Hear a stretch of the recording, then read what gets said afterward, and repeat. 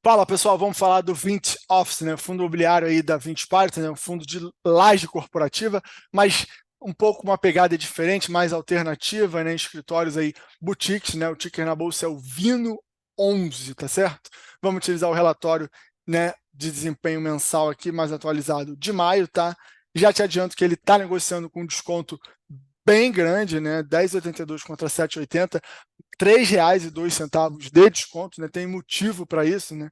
Os cotistas do Vinus estão sofrendo há bastante tempo, né? Principalmente aqueles que entraram lá atrás, quando o fundo começou, né? Era uma tese ali bacana, né? Se você tivesse já uma carteira de fundos imobiliários já com os fundos mais tradicionais, tinha espaço ali, né, para você colocar o Vino, ver como é que seria até a exposição pequena, né, até porque ele, né, enfim, teve um meio do caminho na gestão aí que a gente vai chegar lá, não vamos adiantar tudo agora.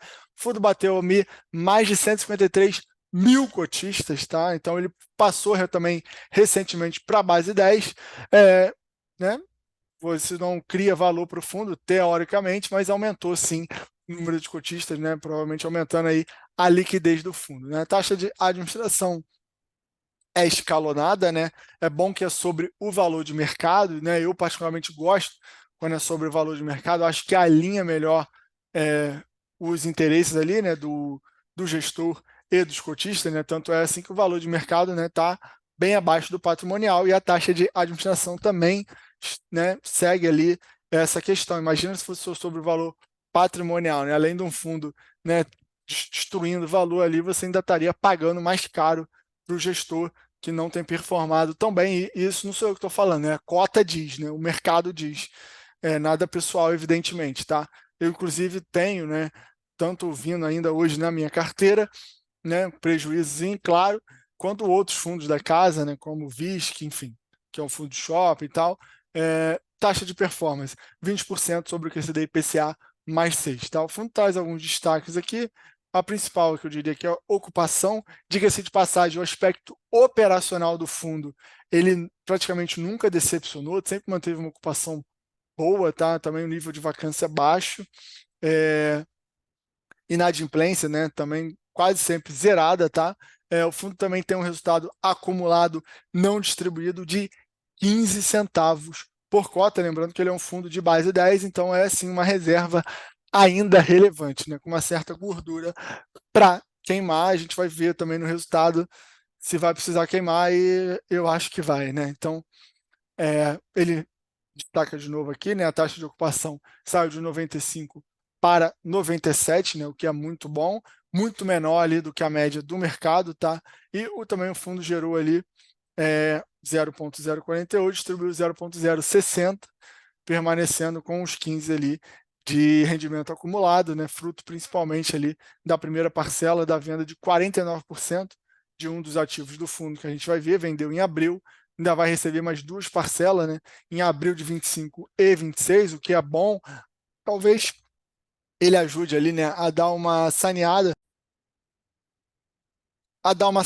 né, na dívida que o fundo tem, uma dívida alta, né, para o seu patrimônio, mas que não vai ainda resolver tudo, né? A gente vai ver com mais detalhe também. Então tá aqui, a gente começa a ver um pouco aqui da onde o caldo está entornando para o fundo, né? Você vê o resultado financeiro, né, menos 3,131, né, uma despesa financeira de 3.458, né, menos, né, então negativa, evidentemente.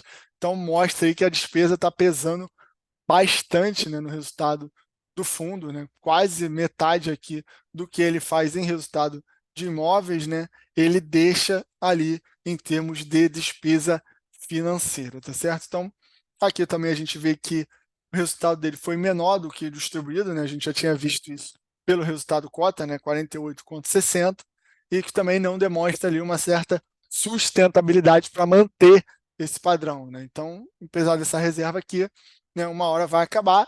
E uma coisa é o fundo ter reserva e não ter dívida, né? O fundo com reserva e com dívida né, claro que isso aqui não é um problema da gestão, isso faz parte. Ela vendeu um ativo, ainda tem, né, as dívidas ali a serem pagas no prazo, e o valor dessa venda, claro, vai ficar rendendo ali, enfim, e aí o gestor vai alocar de acordo com a necessidade do fundo, com o que ele enxergar ali de melhor para o fundo, né? Mas, assim, a grosso modo, é como se você tivesse, né, um investimento e está devendo na praça, né? Não tem muito sentido você, né, ser devedor e ser investidor ao mesmo tempo, né? Primeiro, teoricamente, você deveria pagar as suas dívidas, né?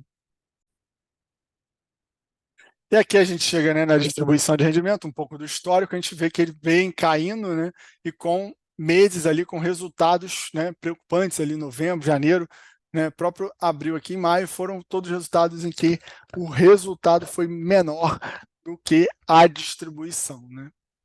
Aqui a estimativa, né, ele até junho de 2024, ou seja, apenas até o mês seguinte, ele estima pagar entre 0,050 e 0,070, né, o que é também uma banda bem larga ali de estimativa, né, mas claro que essa estimativa está ancorada ali no ganho de capital da venda, né, de 49% do ativo ali que a gente viu, tá? Então aqui a gente começa a dar uma olhada aqui no patrimônio do fundo, tá?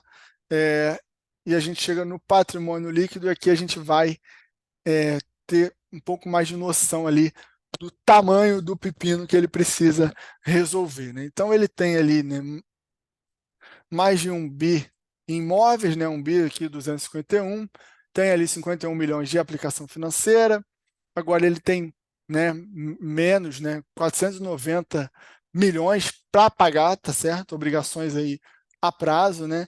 E agora recentemente entrou ali uma boa parcela, né, 83,6 milhões, né, da venda que ele fez, né, o que evidentemente ajuda, ponto positivo aí para a gestão, mas que não vai resolver, né? Por enquanto a gente vê que não está resolvendo muito o problema, né? Tanto é que ele coloca aqui, né, as obrigações líquidas de aplicações financeiras e valores, né, decorrentes da venda dos ativos, ou seja, que seria o caixa mais essa venda, ainda assim, né, sobraria de dívida ali 377 milhões de reais, o que dá ali 30,2% dos ativos imobiliários do fundo. Então, se ele fosse equalizar isso aqui com venda, você teria que vender, né, uma parcela significativa, né, dos ativos só para pagar a dívida, né? Então, é realmente um período desafiador.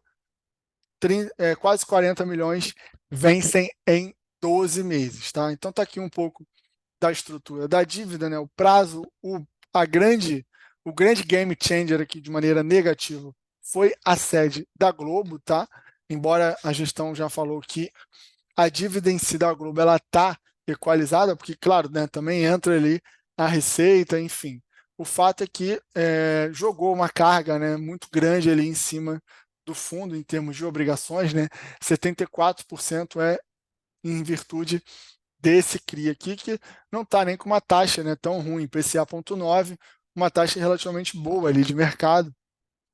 E aí, inclusive, o fundo teve que tomar dívida, né, para poder rolar, né, pegando ali uma taxa de CDI mais 3,5, né, 8%. Então, essa é uma das opções, né? Ele pode ou vender ativos ou tomar dívida. Ele ficar sem pagar os rendimentos não vai resolver muito, teria que ficar muito tempo sem pagar, né? Ele, porra, seria um novo XP Property, né, da vida, né? Acho que ninguém quer isso, né? Nem a gestão. Então, enfim, isso aqui ele fez uma dívida para poder, né, rolar ali e pagar as demais dívidas, né? Então, é igual você pegar um empréstimo para pagar o outro empréstimo, vai se criando ali uma bola de neve que não é muito saudável, ainda mais num instrumento, né, que você busca renda, né? Você quer uma renda, claro que tem o risco dos fundos imobiliários, né, que a gente todos, né, devemos estar cientes, o risco de vacância, enfim, de inadimplência e tal. Isso aí é um risco que a gente topa correr quando a gente investe em fundos imobiliários de tijolo, né?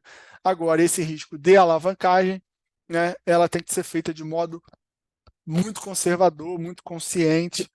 E ó, você vê o cronograma financeiro também, não é um cronograma que traz alívio, né? Você tem até um valor mais alto aqui, 24, 25, cai um pouquinho aqui em 26, mas não muito, né? Então é todo ano ali pressão nas contas para poder pagar.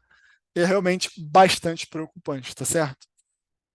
Como eu falei, né, em termos de indicadores operacionais, o fundo ele é sim positivo, né? Se mora o valor dos aluguéis aqui deu uma caída, né, desde o início do fundo, ele começou bem ali, pagando até 95, né, contra o aluguel médio típico do mercado, mas isso aí já fazia parte da tese do fundo, do aluguel ser um pouco menor do que a média, mas o fato é que ele caiu, né, se a gente comparar com o próprio início ali do próprio Vino, né? Então hoje ele está numa descendente em termos de aluguel, que vai, claro, gerar uma menor receita, que fica mais difícil ainda ele poder pagar, tá? Em termos de ocupação, é ao contrário, né? Ele tem uma média muito superior à do mercado, né? Sempre ficou com uma ocupação muito boa, né? De 95 para cima, e agora aumentou também, chegando a 97.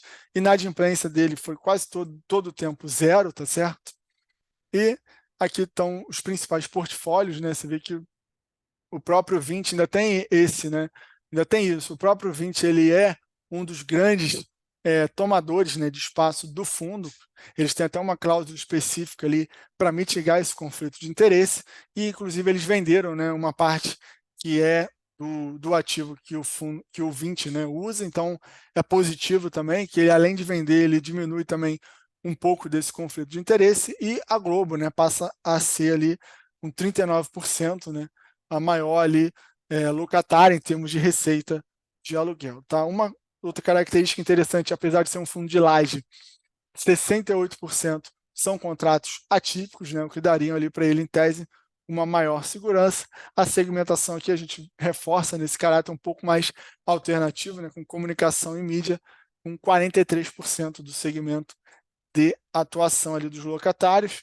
79% dos ativos estão em São Paulo, 21% está no Rio de Janeiro, né? O Rio de Janeiro tem sido uma praça bem problemática para os ativos, né, localizados ali, ativos de escritório no Rio de Janeiro, tem dado muito sufoco, né? Diga-se, basta olhar para o BC Fund, para o outro fundo de laje da RBR também, os ativos no Rio sofrendo, mas no caso do Vino aqui, até que os ativos do Rio não dão dor de cabeça, tem localizações realmente prêmios aqui muito desejadas na cidade, tá? Então, para a gente já finalizar aqui está o alt, né, que em decorrência também da atipicidade, grande parte dos contratos é alto, 87 está em IPCA, 13 está em IGPM, tá? E aqui a gente vê mais ou menos a localização, né? Esse aqui foi o ativo que eles venderam uma parte, né, 49%, cujo locatário, né, é 20 também, um dos principais locatários. Está localizado na Zona Sul, né, Rua Bartolomeu Mitre, uma área nobre da cidade. O outro é o BM Corporate, no Largo do Ibam, também no Zona Sul. E aqui a parte de São Paulo, né, com ativos em Pinheiros, nos Jardins, Alphaville, né, Oscar Freire, também área nobre. Você vê que ele tem uma pegada realmente mais alternativa, né? O Vitacorá fica no alto de Pinheiros, o Chucre Zaidan também, né? Na C&A, que é a Alphaville, Alameda Araguaia, Rua Mourato Coelho, na Vila Madalena, Cardeal Corporate em Pinheiros, São Paulo, a Doc Lobo na Paulista e a sede do Globo também na Chucre Zaidan. Tá? Então esse foi o Vino 11, aí, um momento bastante desafiador para quem gosta de correr um risco, para quem gosta de, se você acredita que a gestão vai conseguir resolver esse imbróglio da dívida, né? Talvez um pouco de otimismo aqui que os juros no Brasil podem cair, o que sempre ajuda, né, os ativos de tijolo, enfim, ou então uma posição tática, né, para não uma recuperação total, mas para você tentar ali talvez uma operação tática, se fizer sentido para você, tá? Eu estou analisando ainda, é uma posição que já era pequena, e, enfim, foi ficando ali. Estou analisando pessoalmente o que eu faço, que também o dinheiro que eu pegar não vai dar para fazer grande coisa, então eu estou vendo ainda o que eu faço da minha vida em relação ao Vino, tá certo? Grande abraço, não deixe de se inscrever no canal, ativar as notificações, tem vários shorts que a gente faz aqui, informando os fatos relevantes, os dividendos pagos pelos fundos imobiliários, pelos FIINFRA, até ações também, dividendos, juros sobre capital próprio, programas de recompra. Ative as notificações. Valeu? Abraço.